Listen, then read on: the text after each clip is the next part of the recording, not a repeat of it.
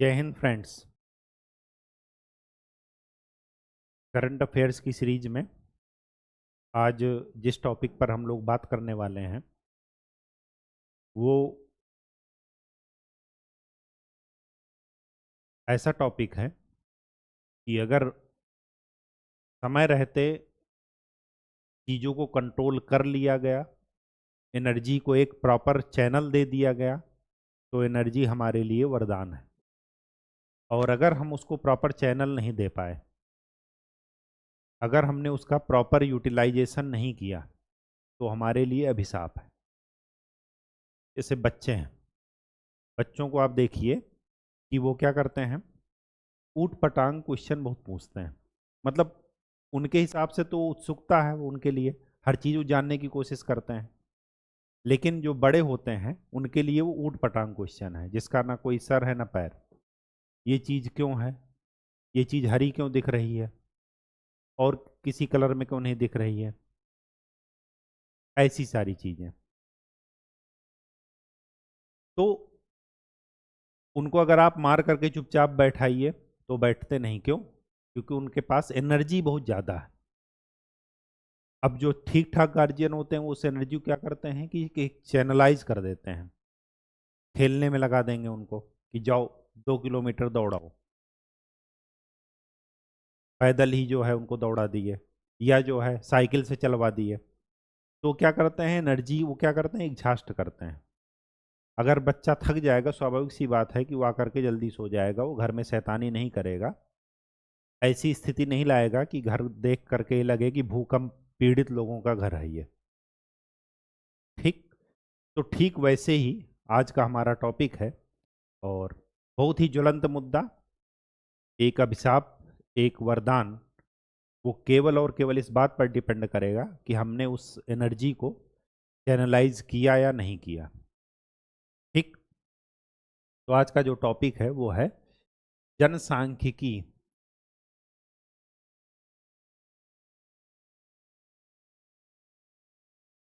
लाभांश।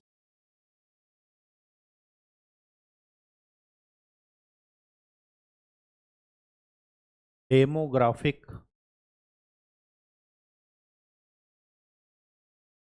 डिविडेंड।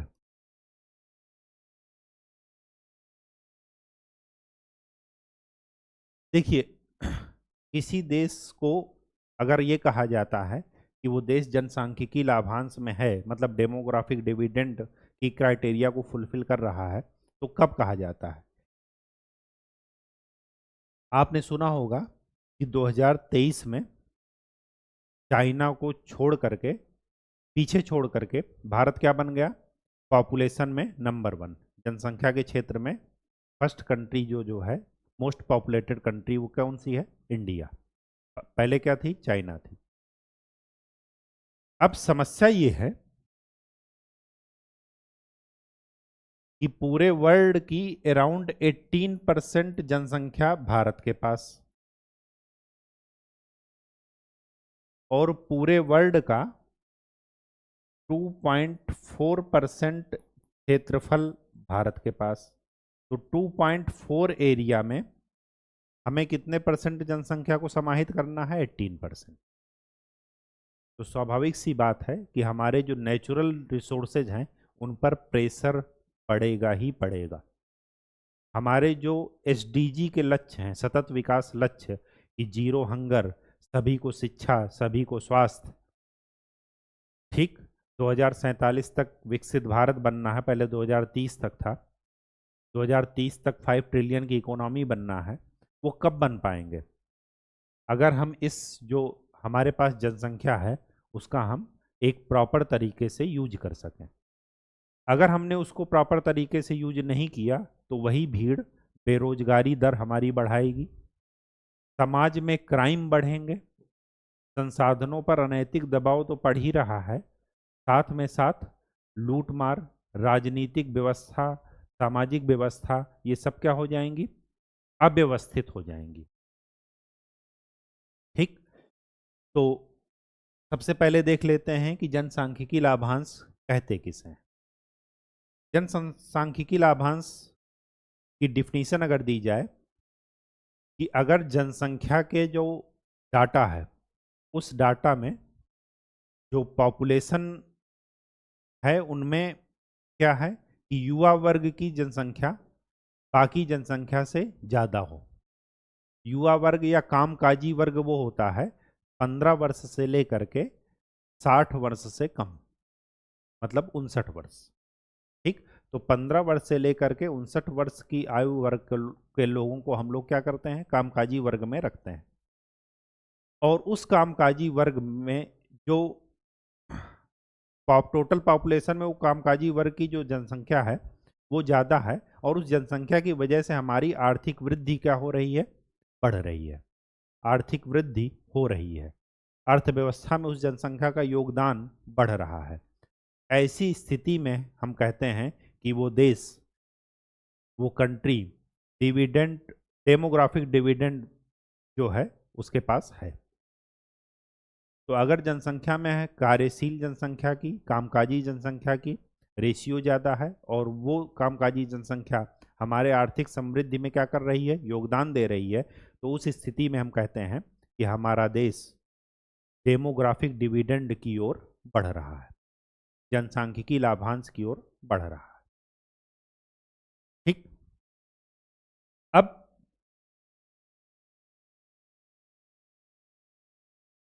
कुछ डाटा की बात कर लेते हैं।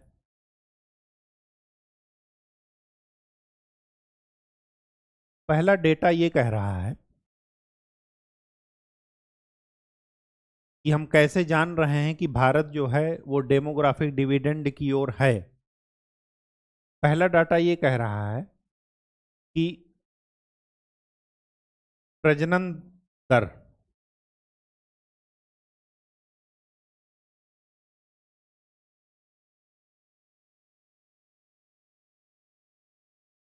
वो वार्षिक रूप से 2 के आसपास है।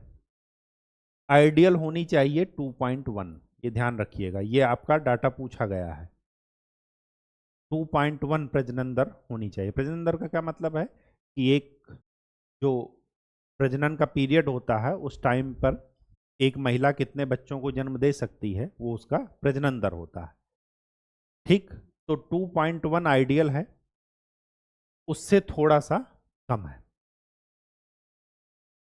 ठीक, पहले क्या था, जब जनसंख्या कंट्रोल प्रोग्राम लगाया गया था तो ये रेशियो कहाँ तक पहुंच गया था, 4 तक, 5 तक। धीरे धीरे जनसंख्या क्या हो रही है, कम हो रही है। अब दूसरी बात, जो औसत आयु है, एवरेज एज, औसत आयु,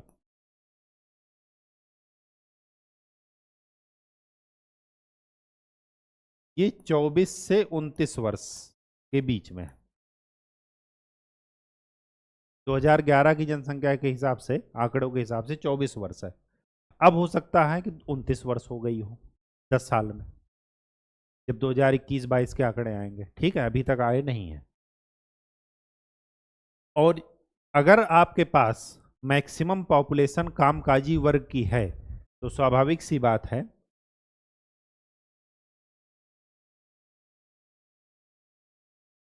अधिक आयु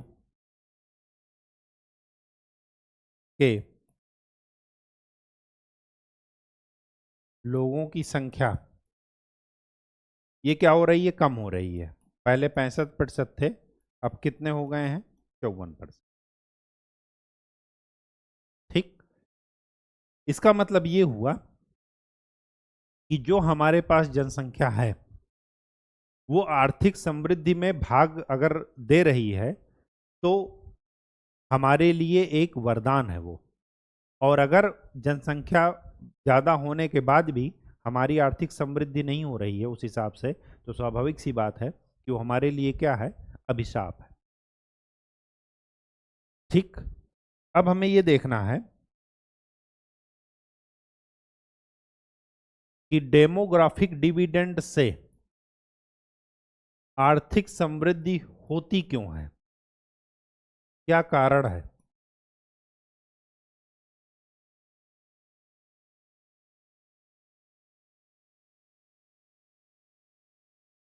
क्यों आर्थिक समृद्धि होती है, अगर हमारे पास जनसंख्या ज़्यादा है तो पहली बात, अगर जनसंख्या ज़्यादा है तो श्रम की उपलब्धता होगी।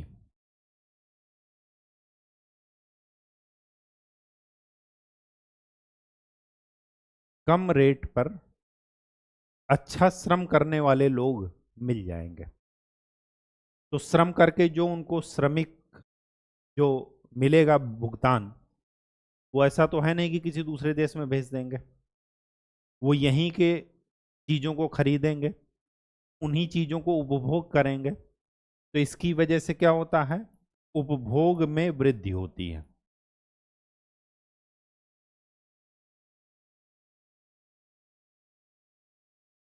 उपभोग में वृद्धि का मतलब कि वस्तुओं की मांग में वृद्धि होती है।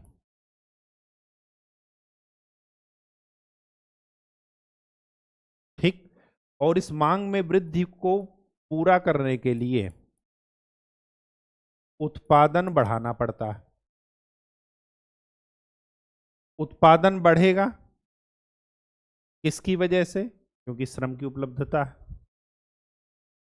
तो ये पूरी एक क्या है, साइकिल। अगर इस साइकिल में व्यवधान पड़ा, उत्पादन बढ़ा, तो स्वाभाविक सी बात है कि आर्थिक समृद्धि, जीडीपी, ये क्या होगी, बढ़ेगी।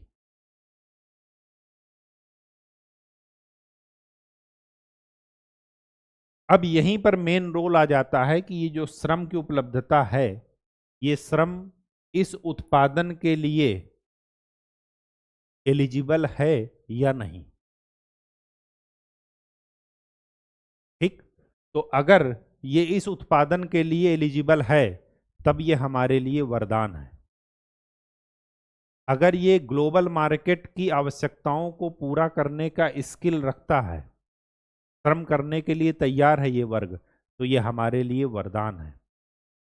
लेकिन अगर लोकल या ग्लोबल डिमांड कुछ और है, इनके पास क्वालिफिकेशन एलिजिबिलिटी कुछ और है, तो स्वाभाविक सी बात है कि वो गैप फुलफिल नहीं होगा, और वही वरदान हमारे लिए क्या बन जाएगा, अभिशाप। ठीक। तो नेक्स्ट हेडिंग डाल लेते हैं, डिविडेंड, डेमोग्राफिक डिविडेंड का फायदा उठाने के लिए प्रयास। क्या प्रयास हम करें कि अपने जनसंख्या को एक वरदान के रूप में यूज करें, ना कि वो हमारे लिए अभिशाप बन जाए।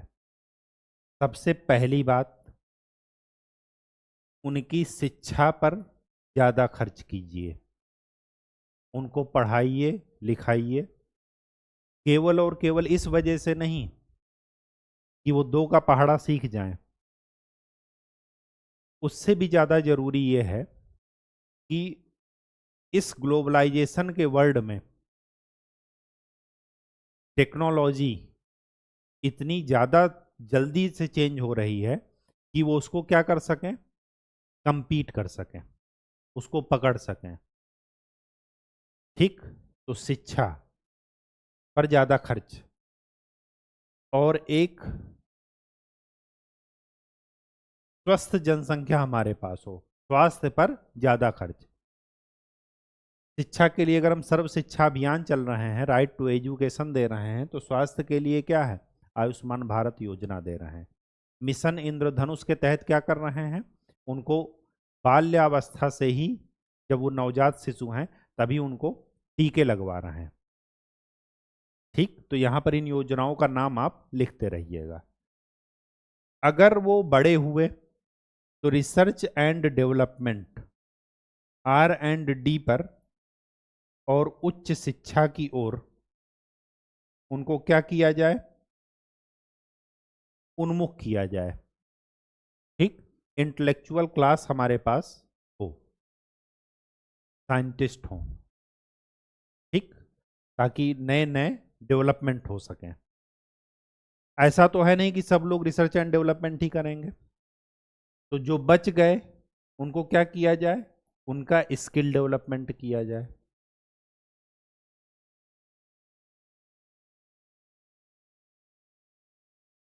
स्किल डेवलपमेंट में केवल ये नहीं आता कि जो है कि हम कोई अच्छा मैकेनिक बन जाएं या कोई ऐसी स्किल सीख लें कि हम इंडस्ट्री के काम करने लायक हो जाए। इंडस्ट्री कई टाइप की होती है। अगर आप मल्टी लैंग्वेज सीख करके पर्यटन उद्योग में काम कर रहे हैं, टूरिस्ट गाइड के रूप में काम कर रहे हैं, वो भी आपका क्या है, स्किल डेवलपमेंट। ठीक, लेमैन लैंग्वेज में समझाएं तो क्या है, अगर आप गांव घर में देखते होंगे लोग, मजदूर वर्ग अधिकतर बीड़ी पीता है। बीड़ी क्या है कि तंबाकू का पत्ता है, उसी में लपेट करके तंबाकू को और निकोटीन जो है वो लेते हैं। अब उसी को जो है, अगर उसी तंबाकू को आप उस पत्ते में ना लपेट करके क्या कीजिए, व्हाइट पेपर में रैप कर दीजिए, तो क्या बन जाएगा, सिगरेट। तो ये जो व्हाइट पेपर में रैप करने की कला है, that is called skill development. एक लेमैन लैंग्वेज में ये है। छोटे मोटे काम, आज देखिए कि चाइना जो है हर एक चीज बना रहा है जो कि भारत में यूज हो रही है। माला जो जप रहे हैं नीम से, वो भी चाइना बना रहा है। नीम की जो बीड्स होती हैं, जो दिवाली में मूर्तियां यूज हो रही हैं लक्ष्मी गणेश की, वो भी कौन बना रहा है, चाइना।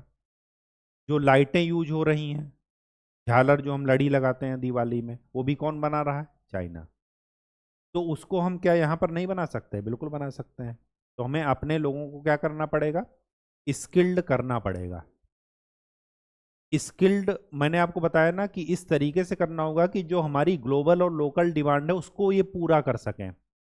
अब पता चला कि हमारे यहाँ मूर्ति, हमारे यहाँ एक प्लास्टिक के वाइपर, हमारे यहाँ एक बल्ब, इनकी रिक्वायरमेंट है और यही हमारे लोग नहीं कर पा रहे हैं। तो इसका मतलब क्या हुआ कि हमने अपने लोगों को ग्लोबल और लोकल मार्केट के हिसाब से उनमें स्किल डेवलपमेंट नहीं किया। हमारा युवा पढ़ लिख करके बेरोजगार घूम रहा है। अभी हाल फिलहाल में आपने न्यूज में सुना होगा कि 84% बेरोजगारी दर है। एक संस्था ने क्या किया, रिसर्च किया। 84% मायने रखता है। ठीक, और कहीं कहीं स्टेट पर 30% से ज़्यादा बेरोजगारी दर है। J&K में, राजस्थान में, इनमें सब में क्या है, हिमाचल प्रदेश में 30% से ज़्यादा बेरोजगारी दर है। और ये जो 84% का मैं आइडिया बता रहा हूँ, ये तो बाहर की संस्था ने रिसर्च किया है, लेकिन जो 30% है, ये तो भारत के ही नीति आयोग ने, ये जो श्रम मंत्रालय है, उन्होंने ही ये किया है, सर्वे किया है। तो आप दूसरे की रिपोर्ट को तो झुठला सकते हैं, लेकिन अपने लोगों की रिपोर्ट को कैसे झुठलाएंगे। ठीक है, तो ये सब चीजें क्या है, डेवलप करनी पड़ेंगी। दूसरी बात जो सबसे मोस्ट इंपॉर्टेंट बात है कि महिलाओं की भागीदारी,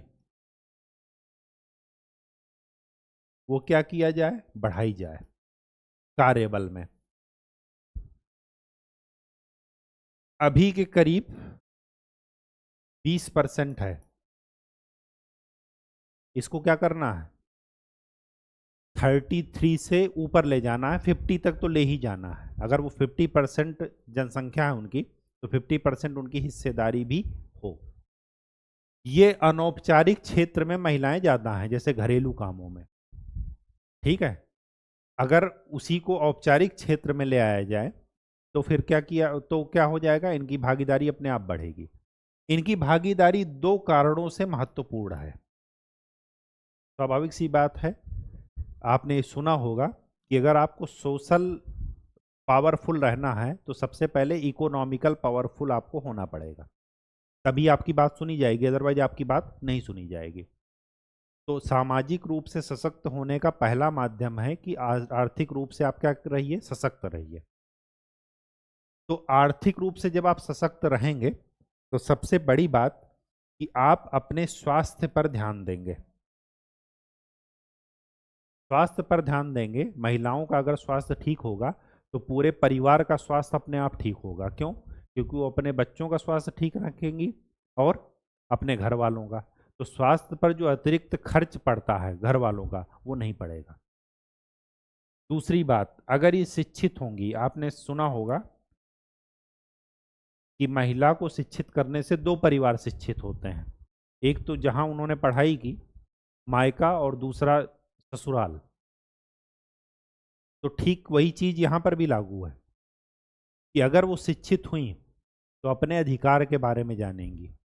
आपने एक केस स्टडी पढ़ी होगी पंचायत के मामले में। राजस्थान में देखा गया कि अगर पुरुष प्रतिनिधि पंचायत में सेलेक्ट होकर के आते हैं, सॉरी सेलेक्ट नहीं, चुनाव के द्वारा आते हैं, तो पुरुष प्रतिनिधि क्या कर रहे हैं, उनकी समस्याएं अलग हैं। और अगर महिला प्रतिनिधि आ रही हैं तो दैनिक समस्याओं पर बात करती हैं कि अगर 10 किलोमीटर या 5 किलोमीटर पानी लेने जाना पड़ रहा है उनको मटके में सर पर रख करके, तो सबसे पहले क्या करेंगी, पंचायत में पानी के पीने की व्यवस्था करेंगी, रोड की बात करेंगी। शराब ठेका जो उनकी सामाजिक विकृति का कारण है, उसको घरेलू विकृति का, घरेलू हिंसा का कारण है, वो क्या करेंगी, सबसे पहले उसको बंद कराने की बात करेंगी। तो स्वाभाविक सी बात है कि अगर महिलाओं की भागीदारी बढ़ती है तो स्वास्थ्य पर अतिरिक्त व्यय क्या हो जाएगा, कम हो जाएगा। तो जो हमारे एसडीजी के लक्ष्य हैं वो क्या हो जाएंगे, हम समय रहते पूरे कर लेंगे। ठीक, तो ये क्या है, प्रयास है, ये किए जाने चाहिए। अब गवर्नमेंट ने क्या किया, गवर्नमेंट अब जब आपको पता चल गया तो इन्हीं में देख लीजिए। शिक्षा के क्षेत्र में आरटीई, राइट टू एजुकेशन दे दिया, सर्व शिक्षा अभियान। स्वास्थ्य के क्षेत्र में आयुष्मान भारत योजना का जिक्र कर दीजिएगा। R&D में आपने एक योजना सुनी होगी, stem, science technology engineering and medicals. इनमें क्या है, महिलाओं की भागीदारी बढ़ाने की बात की जा रही है। ठीक है, और R&D में क्या और क्या दे सकते हैं, DRDO के कुछ योजनाओं का नाम दे दीजिए, साइंस से रिलेटेड या साइंस एंड टेक्नोलॉजी से रिलेटेड, कि भागीदारी बढ़ाने के लिए जीडीपी का हम अभी तक 2% खर्च कर रहे हैं, तो और ज़्यादा उसमें 2% से भी कम खर्च कर रहे हैं, लेकिन 2% हमें खर्च करना चाहिए, बजट में बार बार कहा जा रहा है। ठीक है, इसमें खर्च बढ़ाने की बात की जा रही है। स्किल डेवलपमेंट पूरा एक मंत्रालय ही है, कौशल विकास मंत्रालय। ठीक, तो उनकी योजनाओं का नाम वो कर लीजिए। MSME को बढ़ावा देने के लिए मुद्रा योजना। ठीक, प्रधानमंत्री ये जो जन संपदा योजना है, ये सारी चीज़ें आप यहाँ पर देख सकते हैं। महिलाओं की भागीदारी, बेटी बचाओ बेटी पढ़ाओ, पहले बेटी बचेगी तभी तो पढ़ेगी। ठीक है, उसको पेट में ही मारे दे रहे हैं, भ्रूण हत्या वाला कॉन्सेप्ट। ठीक, तो ये सारी चीज़ें जरा ये इनको पूरा एक सम्मिलित करके जो है, कंसोलिडेट करके लिखना है, अलग अलग करके मत लिखिएगा, ताकि जो है चीज़ें आपकी बेहतर समझ जो है वो डेवलप हो सके। ठीक, और अपने से एक बार लिखने की कोशिश कीजिएगा। नेक्स्ट,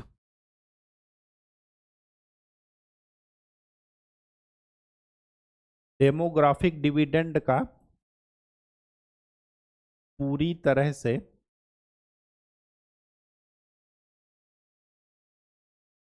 फायदा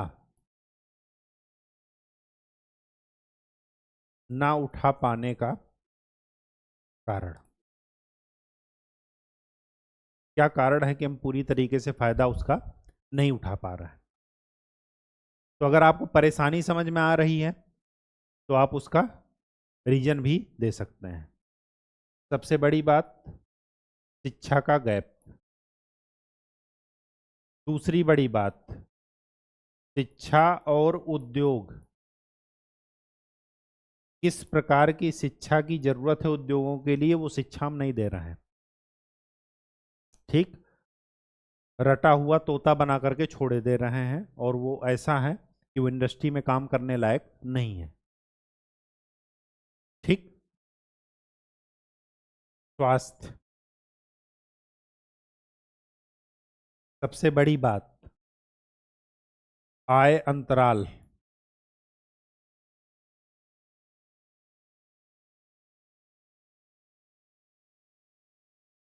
चाहे पुरुष महिला के बीच में हो, या दूसरा आय अंतराल क्या हो सकता है कि निचले तबके पर इतना ज्यादा वर्कफोर्स अवेलेबल है जो अनस्किल्ड है। वो क्या है कि लोकल श्रम करने को भी तैयार है, लेकिन जो पढ़े लिखे हैं वो उस लेवल पर आकर के वो क्या कर रहे हैं, अपने को हीन महसूस कर रहे हैं। तो बहुत ज्यादा गैप हो जा रहा है आय में, इनकम में। तीसरी बात, पांचवी बात, पांचवी बात क्या है कि अनौपचारिक क्षेत्र की प्रधानता।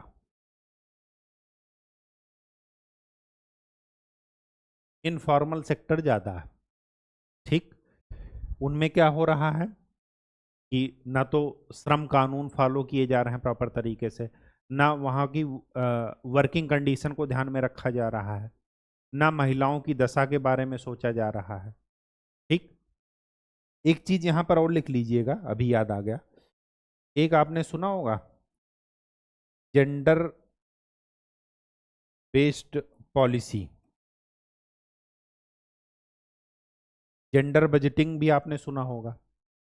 मतलब जेंडर को ध्यान में रख करके पॉलिसी बनाई जाए। One policy fit for all, ये कॉन्सेप्ट नहीं होना चाहिए। ठीक। और फर्स्ट वर्ल्ड वार की हिस्ट्री बता रही है कि महिलाएं पुरुषों से अच्छी मैनेजमेंट उनकी होती है। और ये आप अपने घर में भी देख सकते हैं कि एक ही माँ, किसी का कपड़ा नहीं मिल रहा है वो चिल्ला रहा है, किसी को टाइम से नाश्ता नहीं मिल रहा वो चिल्ला रहा है, किसी को टाइम से दवा देना है वो ध्यान में रख रहे हैं, उसके बाद अपना भी ध्यान रखना, इतने भविष्य के बारे में सोचना कि ये राशन यहाँ ख़त्म हो रहा है, और एक दिन या 10 दिन आप करके देख लीजिए, नहीं कर पाएंगे इस तरह। तो स्वाभाविक सी बात है कि मैनेजमेंट अच्छा है। ठीक है, तो अगर मैनेजमेंट अच्छा है तो उनको इकोनॉमी में यूज किया जाए, देश की आर्थिक समृद्धि में उनका क्या किया जाए, योगदान लिया जाए। ठीक।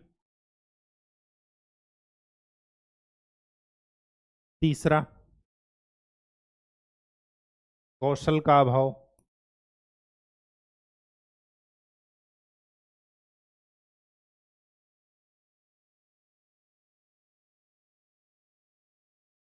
और लिख लीजिए, दक्षता की कमी, एफिशिएंट नहीं है। ठीक। जब पार्ले बिस्किट खाएंगे तो क्यों एफिशिएंट रहेंगे, सीधी सी बात यह है। ठीक है, उपभोक्तावादी संस्कृति ने इतने ज्यादा विकार पैदा कर दिए हैं कि चीजें जो है धीरे धीरे हाथ से बाहर होती जा रही हैं।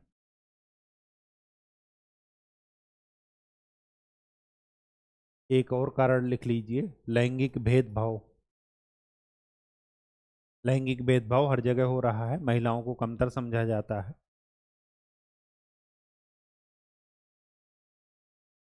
और सबसे बड़ी बात कि रोजगार के पर्याप्त अवसर उपलब्ध ना होना।